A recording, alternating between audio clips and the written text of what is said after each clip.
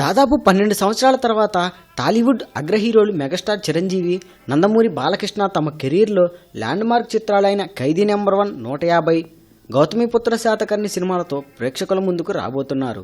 ఈ 2 చిత్రాలు దేనికవే చాలా ప్రత్యేకమైనవి. ఇది ఇలా ఉంటే ఈ ఇద్దరు పెద్ద హీరోల సినిమాల కోసం ఏపీ, తెలంగాణలో భారీ ఎత్తున థియేటర్ల వారు నడుస్తోంది. 2 పెద్ద చిత్రాలే అవ్వడంతో సినీ నిర్మాతలు ఎవరికి వారు వీలైనన్ని థియేటర్లను బ్లాక్ చేసుకునే ఛాన్సులు ఉన్నాయి. చిరు చిత్రంకు నైజాంలో కాస్త ఎక్కువగా థియేటర్లు దొరుకుతుంటే సీమలోను, గుంటూరు, కృష్ణా జిల్లాల్లో బాలయ్య చిత్రానికి ఎక్కువ థియేటర్లు దొరుకుతున్నాయి. ఇక వీరిద్దరి మధ్య మూడో పోటీగా శర్వానంద్ శతమానం భవతిని కూడా సంక్రాంతికే తీసుకొస్తున్నాడు. ఈ చిత్ర నిర్మాత దిల్ రాజు నైజాం, ఉత్తరాంధ్ర ఏరియాల్లో గట్టి పట్టున్న డిస్ట్రిబ్యూటర్ కావడంతో దిల్ రాజు కూడా శతమానం భవతి కోసం ఎక్కువగా థియేటర్లో లాక్ చేస్తున్నాడు. ఈ 3 చిత్రాలు 11, 12, 14 డేట్లలో కేవలం ఒక్కరోజు గ్యాప్లోనే రిలీజ్ కాబోతున్నాయి. దీంతో ఓవరాల్గా సినిమా విడుదల సమయానికి ఏ చిత్రంకు ఎక్కువ థియేటర్లు దొరుకుతాయో అన్నది ఇప్పుడు పెద్ద ప్రశ్నగా మారింది.